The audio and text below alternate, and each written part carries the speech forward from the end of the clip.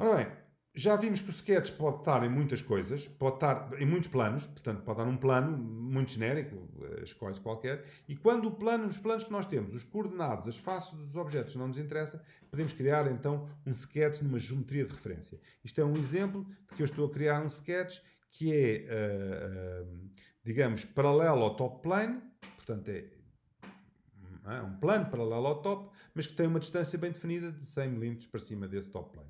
Mas eu posso ter distâncias, posso ter ângulos, posso ter sketches que são definidos por uma reta, etc. Portanto, estas geometrias de referência não servem para construir a partir dali nenhuma entidade pertencente ao corpo, quer dizer, ou seja, elas não fazem parte da superfície do corpo, de coisas assim, são planos matemáticos, mas que servem para construir sketches que esses sim depois dão origem a features que se fazem sobre o corpo. Ora bem, até aqui tínhamos sketches, features, corpos. Agora temos um outro problema que é inserir peças num conjunto. Eu já tenho um conjunto de peças, mas a maior parte dos sistemas não são uma peça só, são um conjunto de peças e elas têm que funcionar entre si. Nós já fizemos isso nas várias aulas práticas, mas para inserir um conjunto de peças numa peça já existente ou em peças já existentes, eu abro uma entidade diferente que se chama um assembly e nessa entidade eu vou inserindo peça a peça. A primeira peça que eu inseri está numa posição chamada fix, quer dizer, não mexe. As segundas estão em posições chamadas float, ou a terceira, a quarta, por aí fora, e eu tenho que definir coisas com uma relação, e a relação entre peças normalmente chama-se aqui mates, até que o sistema fique fully defined, que significa que no lado esquerdo, na árvorezinha, onde está aquela peça dentro da árvore de objetos, deixa de aparecer aquele sinal menos entre parênteses. Pronto. Isto é um exemplo de como é que isso se faz no sistema óptico que eu tinha dito. Portanto, o sistema óptico, o software óptico, produziu uma parte que na realidade é uma parte muito especial, é apenas o traçado dos eixos ópticos e uns traçados de umas superfícies, e eu agora vou pegar nas minhas peças e vou colocá-las lá, porque assim já estou a definir as dimensões corretas onde é que elas estão. Porquê é que aquele bloco que eu vos mostrei de sílica fundida não pode ser feito do tipo, pronto, esta é a minha geometria, tome lá e faça isso e depois dê-me? Bom, porque aquilo são componentes ópticos e os componentes ópticos têm um sistema de maquinação muito específicos. Os componentes ópticos normalmente não são maquinados pela precisão da máquina que os maquina. Não é? Portanto, imaginemos o caso de uma lente. Tenho uma lente e vocês, a maneira de fazer uma lente convexa ou côncava é assim. Eu tenho uma peça, que é uma peça que tem um bordo com diamante, e depois é esse bordo com diamante que vai rodar uma velocidade razoável, geralmente com um líquido de arrefecimento, e vai rodar em cima de um vidro que está ele próprio também a rodar em torno do eixo. Portanto, dois movimentos deste género, dependente deste ângulo, eu tenho um raio de curvatura. Também dá para fazer lentes côncavas e não convexas. Isto só se pode fazer porque eu tenho todo o espaço livre em torno desta lente. Portanto, eu não posso fazer isto com uma lente que já está montada num sítio que não tem acesso à parte de cima ou à parte de baixo. Está bem? Portanto, isto demonstra a necessidade para estes componentes ópticos de ter que fazer componentes simples e depois de colar para fazer coisas mais complexas. Então eu fiz a lente usando uma máquina, até parece ser uma máquina mais simples que aquelas máquinas de tipo fresadoras ou tornos, etc. É apenas uma coisa que roda e outra que roda também do outro lado. E então a lente está feita, não. Aquilo é a primeira operação da lente e produz uma superfície extremamente irregular.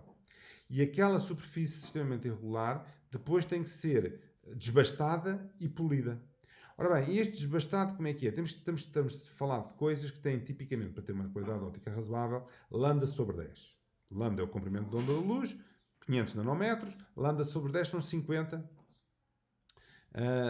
nanômetros. Ora, as coisas de precisão mecânica melhores estão a precisões da ordem dos 5 micron. Portanto, passar dos 50 nanômetros para os 5 micron, ou dos 5 microns para os 50 nanômetros, não se faz com uma máquina que chega lá e faz aquilo. Faz com processos baseados em caos. Ou seja, se eu passar, tenho uma coisa que já é esférica, tá vendo? E se eu passar um abrasivo sobre aquilo, em todas as direções possíveis, num tempo que pode variar, ser um dia, uma manhã, seja o que for, não há razão nenhuma para um lado da lente ficar a priori diferente do outro e o sistema vai tender a fazer uma lente esférica, por exemplo. Portanto, há um sistema ali baseado em caos, em passagens em todas as maneiras possíveis e imaginárias durante muito tempo, que vai permitir passar desde a precisão mecânica dos 50 nanómetros para os 5 microns. É mais complexo que isto, mas isto é só digamos, a primeira informação. Pronto, e assim conseguimos então, com este conceito de assembly, ir juntando àquele primeiro objeto que é o desenho mecânico, levou todo o desenho mecânico, saiu do desenho mecânico com um objeto que só tem superfícies e linhas, e eu agora vou juntar todos os prismas e lentes para produzir este modelo que aqui está. Só para vos dar uma ideia, isto na prática foi mesmo feito, foi uma peça muito cara, não foi suportada por nós, foi desenhada por nós, mas foi uma peça muito cara e que foi integrada desta forma. É muito difícil ter a certeza que estes elementos estão na posição certa, estão com os alinhamentos certos. A cola é uma coisa que, enfim, quando vocês colarem duas coisas, elas, se tiver lá uma almofada de cola, pode estar um bocadinho para a direita e para a esquerda. Portanto, todos estes processos envolvem lasers para alinhar e realmente são coisas bastante complexas. Ora bem, quando eu junto estas peças para fazer o meu assembly, uma das dificuldades que eu às vezes tenho é que quero definir relações do tipo esta face que está coincidente com a outra face, esta face tem que ser perpendicular à outra, etc. Às vezes não se visualiza bem como é que isso vai ser, ou até fica a face ajustada uma com a outra, mas tem duas possibilidades, ou fica virada de um lado ou virada do outro, e fica no lado inverso. Bom, para facilitar isso, há uma coisa que podem fazer, que é selecionar a peça com o rato, com a tecla direita do rato, e fazer esta coisa que é Move with Triad. O que é que significa Move with Triad? Quer dizer que eu agora, selecionando cada uma das setas ou cada uma dos círculos, eu posso arrastar a peça à mão ou rodá-la nas direções em que ela está livre ainda de rodar. Pronto. Neste caso, como eu vos disse, a peça principal tinha só linhas e planos, era aquilo que veio da óptica, e os prismas são encaixados aqui, fazendo ligações coincidentes entre as superfícies, ligações coincidentes com os vários meios ópticos. As lentes também são coincidentes dessa forma. São coincidentes de modo a ser concêntricas, é outra possibilidade destes meios, não é? Portanto, se eu tenho aqui um ponto, por exemplo, definido sobre destas superfícies, eu posso dizer esta lente, que é uma lente, em termos do footprint, em termos da sua base, é uma coisa circular, vai ser concêntrica com esse centro. Pronto, e aqui temos, por exemplo, este mate de concêntrico. Ora bem, portanto, são apenas exemplos de como é que se faz essas montagens. Quais são as regras mais ou menos intuitivas para esta formação de montagens? Ora bem, primeiro, se são montagens grandes, sempre que possível, é bom ter relações claras entre o sistema de coordenadas da peça e o sistema de coordenadas global da montagem.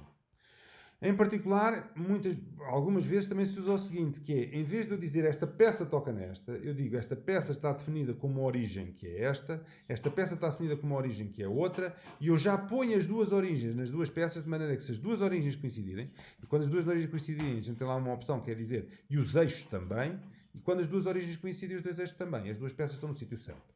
Isto é uma outra opção de fazer match. Implica muito cuidado, cada uma das peças, definir onde é que estão as suas origens. De qualquer forma, portanto, isto é uma coisa um bocadinho mais dependente do gosto. Há pessoas que fazem assim, outras não. O que se não deve fazer é deixar peças lisas no assembly, que significa, na árvore de objetos, ter aquele sinal menos, exceto se eu quero explicitamente que aquela peça seja móvel, porque é um elemento que pode oscilar, ou vibrar, ou rodar. E aí tem que deixar esse grau de liberdade apenas, ou esse grau de liberdade apenas. Para peças independentes, eu posso e devo definir meios de funcionalidade. Isso significa, se isto é uma peça, tem uma certa superfície, e a outra, na realidade, o que vai acontecer é ser colada aqui em cima, porque não pôr um mate que revela essa funcionalidade. As duas peças vão estar coladas uma à outra, vão estar aprafusadas, etc. Para peças definidas em contexto, que é uma coisa que a gente depois vai falar mais à frente, aí é melhor fazer mates entre sistemas de coordenadas. Isto é, eu já defino uma peça com um sistema de coordenadas, outra peça com outro sistema de coordenadas, e quando vou juntar as duas, não olho para onde é que elas tocam ou não tocam, olho para os sistemas de coordenadas.